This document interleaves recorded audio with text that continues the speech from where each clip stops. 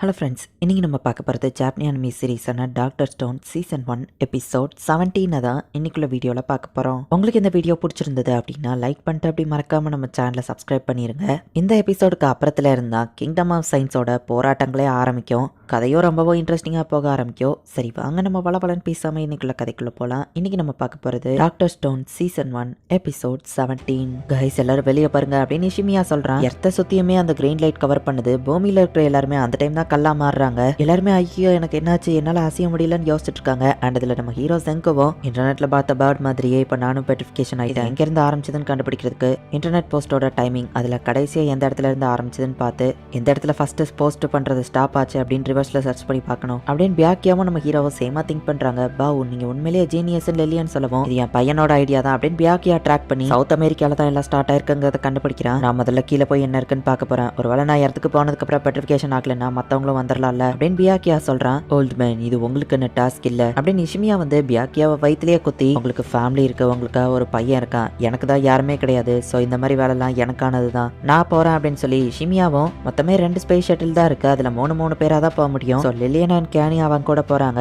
ஜெங்கோ இங்க செகண்ட்ஸ் எண்ணிட்டு இருக்கான். கிட்டத்தட்ட 60 ஹவர்ஸ்க்கு மேல ஆயிடுச்சு. Good news and bad news இருக்கு. குட் நியூஸ் நாங்க இடத்துக்கு வந்தோம், பெட்ரிஃபிகேஷன் ஆகல. பேட் நியூஸ் நினைச்ச இடத்துல இருந்து தள்ளி கடல்ல லேண்டிங் ஆயிட்டோம் அப்படின்னு ஷிமியா சொல்லவும் 9 ஹவர்ஸ்க்கு அந்த டேங்க்குள்ள ஆக்சிஜன் இருக்கும், அது வரை உங்களால சர்வை பண்ண முடியும் அப்படின்னு அந்த டாக்டர் சொல்றாங்க. அக்கௌண்ட் பண்ணிக்கிட்டே இருக்கணும், இது என்ன சீசன்ங்கிறத தெரிஞ்சுக்கணும், ஒரு வேளை நான் ரிவைவ் ஆனா எனக்கு யூஸ் ஆகிற ஃபர்ஸ்ட் விஷயம் அதுவா தான் இருக்கும் அப்படின்னு செங்கோ நினைக்கிறான். பியாக்கே அங்க ஒரு முடிவு பண்ணி நம்மளும் கீழே போயிடலாம் அப்படின்னு சொல்லி யோசிக்கிறான். ஒருவேளை நம்ம தப்பா லேண்டிங் ஆயிட்டா அந்த இடத்துல அவங்களை காப்பாத்துறதுக்கு போட் இல்லைன்னா அப்படின்னு அந்த டாக்டர் கேட்கவும் நான் ஸ்விம் பண்ணியனால போய் அவங்களை காப்பாத்துவேன் அப்படின்னு பியாக்கியா சொல்றான். 10 ஹவர்ஸ் ஆயிடுச்சு, பிரீதிங் எல்லாரும் கண்ட்ரோல் பண்ணுங்க, அப்பதான் நமக்கு எல்லாருக்கும் ஆக்சிஜன் கிடைக்கும் அப்படின்னு சினியா சொல்லவும் லெல்லியன் பாட்டு பாட ஆரம்பிக்கிறா. உனக்கு என்னாச்சுன்னு அவங்க கேக்குறாங்க. நீ நம்ம கவலைப்பட தேவையில்ல, வெளியே பாருங்கன்னு லெல்லியன் சொல்றா. ஹீரோட அப்பா போட்டை ஓட்டிட்டு அந்த இடத்துக்கு வராரு. சாரி கைஸ் நான் வரதுக்கு 10 ஹவர்ஸ் ஆயிடுச்சு அப்படின்னு பியாக்கியா சொல்றான். ஓல்டு மேன் வயசான காலத்துல இவ்வளவு ரிஸ்க் எல்லாம் எடுக்காதீங்க அப்படின்னு ஷிமியா சொல்றான். அவங்க எல்லாரையும் அவர் ரெஸ்கியூ பண்ணி கூட்டிட்டு வந்துட்டாரு அப்படின்னு சொல்லி அந்த டாக்டரோட ஒய்ஃப் பாக்குறா.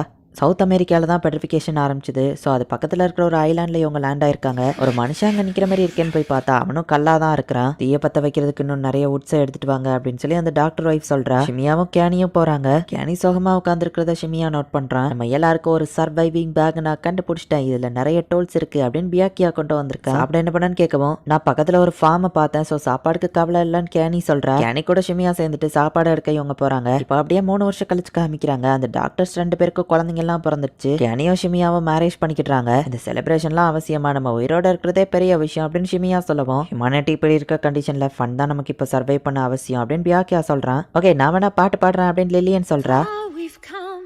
How much we've changed, I feel. Go back, what would the truth? லில்லியனுக்கு அவளோட மெமரிஸ்லாம் ஞாபகம் வந்து அழுதுகிட்டு அங்கேருந்து ஓடிடுதா. என்னாச்சுன்னு பியாக்கியா கேட்கவும் 1000 வருஷங்களா கண்டுபிடிச்ச மியூசிக் கம்போசிங் பண்ண நோட் ரிதம் இது எல்லாமே என்னோட அழிஞ்சு போக போகுது அப்படின்னவா வருத்தப்படவும் கண்டிப்பா அப்படி நடக்காது, பெட்ரிஃபிகேஷன்ல இருந்து எல்லாரையும் நம்ம வெளியே கொண்டு வருவோம், என் பையன் செங்கோ உயிரோட இருப்பான்னு எனக்கு நம்பிக்கை இருக்கு அப்படின்னு பியாக்கியா சொல்லவும் ஆமா கண்டிப்பா அவன் உயிரோட இருப்பையனா உங்க பையனாச்சேன்னு சொல்லவும் செங்கோ என் பிளட் ரிலேட்டட் கிடையாது, பட் அவன் திறமசாலின்னு எனக்கு தெரியும், ஒருவேளை நம்ம இதை விட்டுட்டு போனாலும் செங்கோ ஒரு நாள் ரிவைவ் ஆனதுக்கு அப்புறமா இந்த மொத்த ஹியூமனிட்டியோ காப்பாற்றுவான். 7 பில்லியன் பீப்புளையோ காப்பாற்றுற திறமை அவன் ஒருத்தன் கிட்ட தான் இருக்கு. அவன் எந்திக்கிற நேரத்தில் அவனுக்கு சில ஃப்ரெண்ட்ஸ் இருக்கணும், ஸோ அதுக்கான ஏற்பாடுகளை நான் பண்ணணும் அப்படின்னு அந்த 100th டைல வந்துட்டு ஒரு வழியா ரோரி வந்து எல்லாருக்கிட்டையும் சொல்லி முடிக்கிறா. யாருக்குமே அந்த லெவலுக்கு புரியல. ஆக்சுவலி கைஸ் சில 1000 வருஷங்களுக்கு முன்னாடி கல்லா மாதிரி இருக்கிற சிலைங்க அவங்க எல்லாருமே மனுஷங்களா தான் இருந்திருக்காங்க.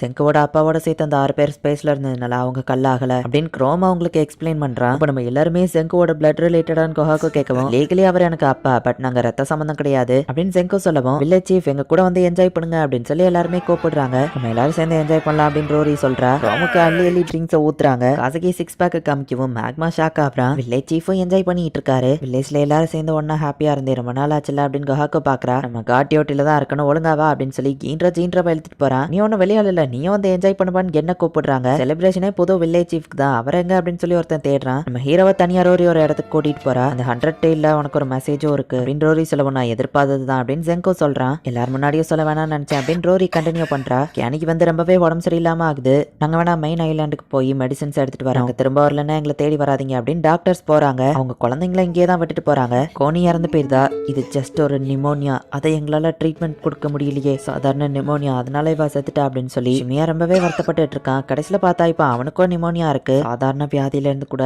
என்னால அவங்கள காப்பாற்ற முடியல அப்படின்னு நம்ம ஹீரோ அப்பாவும் வருத்தப்படுறாரு. ஓல்டுமேன் சந்தோஷமா இருக்கணும்னு சொல்லிட்டு இப்ப நீங்களே சோகமா இருக்கீங்க, சேரப் ஆகுங்க அப்படின்னு ஷிமியா சொல்லிட்டு ஃபன்னா இருந்தாதான் லைஃப்ல வாழ முடியும்னு அவசியம் இல்லை நான் சொல்லியிருந்தேன். பட் உண்மையிலேயே என்னோட அந்த லைஃப் நான் நல்லபடியா ஃபன்னா என்ஜாய் பண்ணேன். அதுக்கு உங்களுக்கு தான் ஒரு வகையில தேங்க்ஸ் சொல்லணும். எல்லாரும் கல்லா மாறின அன்னைக்கு ஸ்பேஸ்ல நீங்க எனக்கு ராமன் கொடுத்தீங்களே, நான் அதை பத்தி சொல்லவே இல்லை. அது உண்மையிலேயே ரொம்பவோ டேஸ்டா இருந்தது ஓல்ட்மேன். ஷிமியா அவனோட கடைசி வார்த்தைகளை பேசிட்டு இருக்கான். யாக்கியா ரொம்பவே வருத்தப்பட்டு இருக்கான். மியாவும் இறந்துட்டான். இப்ப கோனியோட கல்லறை பக்கத்திலேயே இவனுக்கு ஒரு கல்லறை வைக்கிறாங்க. அண்ட் ஸ்பேஸ் ஸ்டேஷன்ல வானத்துல இருந்து மெயின்டைன் பண்ணாம கீழே விழுந்துருது. இந்த பசங்களுக்கு நாலேஜ் அடுத்த ஜெனரேஷனுக்கு கொண்டு போகணும். இங்கிலீஷ்ல இதை எழுத கஷ்டமா இருக்குன்னு பியாக்கியா சொல்லவும், அப்ப ஜாப்பனீஸ்லயே எழுதுங்க, நான் வேணா உங்க லாங்குவேஜ கத்துக்கிடுறேன் அப்படின்னு லிலியன் சொல்றா. ஃபுட்டை பத்தினது, டேஞ்சரஸான மிருகங்களை பத்தின கதை இருக்கணும். மினரல்ஸ் பத்திய சில கதைகளை எழுதி வைப்போம். யாராச்சும் ஒருத்தர் இன்ட்ரெஸ்ட் வந்து ராக்ஸை கலெக்ட் பண்ணலாம். இந்த 100 டைல்ஸ் இதோட ஃபர்ஸ்ட் ஸ்டோரியே இங்க இருக்கிறவங்களுக்கு ஜப்பானுக்கு போகணுங்கிற ஆர்வம் வரணும். அங்கதான் ஜெங்கோ இருக்கான் அப்படின்னு சொல்லி அவங்க அப்பா நினைக்கிறாரு. உங்க அப்பா நினைச்ச மாதிரியே குரோம் ராக்ஸை கலெக்ட் பண்ணா அப்படின்னு ரோரி சொல்லவும், பரவாயில்ல எங்க அப்பா கடைசியில யூஸ்ஃபுல்லா இருந்திருக்காரு அப்படின்னு நம்ம ஹீரோ நினைக்கிறான். இதுதான் இங்க இருக்கிற ஃபவுண்டரோட கல்லறை. 1000 வருஷத்துக்கு முன்னாடி புதைச்சிருந்தா அவங்க எலும்பு கூட இருக்காதுன்னு நம்ம ஹீரோ சொல்லவும், 100 டைல்ஸோட 100th ஸ்டோரி இது என்கிட்ட இருந்து உனக்கான மெசேஜ் தான் செங்கோ. ஹை செங்கோ, நீ இந்த கதையை கேட்டுட்டு இருக்கேன்னா கண்டிப்பா ஸ்டோன்ல இருந்து ரிவைவ் ஆயிட்டேன்னு அர்த்தம். நான் நல்லா தான் இருக்கேன். ஐ மீன் இந்நேரம் நீ எந்திரிச்சிருக்கிற நேரத்துல நான் இறந்து போயிருப்பேன். பட் சொன்ன மாதிரியே நான் திரும்ப வந்த நேரத்துல உனக்காக சில விஷயங்களை விட்டுட்டு போயிருக்கேன். இந்த 100 ட்ரைல்ஸும் உனக்கான ஃப்ரெண்ட்ஸையும் நான் விட்டுட்டு போயிருக்கேன். இவங்க உன்னை ஏன் கூட கனெக்ட் பண்ணும். இந்த உலகத்தை நீ கண்டிப்பா காப்பாத்துவேன்னு எனக்கு தெரியும் செங்கோ. நத்திங்னஸ்ல இருந்து கூட எதையும் கிரியேட் பண்ற திறமை உனக்கு இருக்குன்னு எனக்கு தெரியும். ஹியூமனிட்டியை காப்பாற்றக்கூடிய ஒரே ஆள் நீ தான் அப்படின்னு ரோரி அந்த மெசேஜை முடிக்கிறா. நீ வில்லேஜ்க்கு போனா இங்க வேற ஏதாச்சும் இருக்கான்னு பாக்குறேன் அப்படின்னு செங்கோ சொல்லவோ, ரோரி அங்க இருந்து கிளம்புறா. இதெல்லாம் 1000 வருஷங்களுக்கு முன்னாடி. அந்த நேரம் நான் சிலையா உட்காந்து செகண்ட் சைன் நீட்டு இருந்தேன்.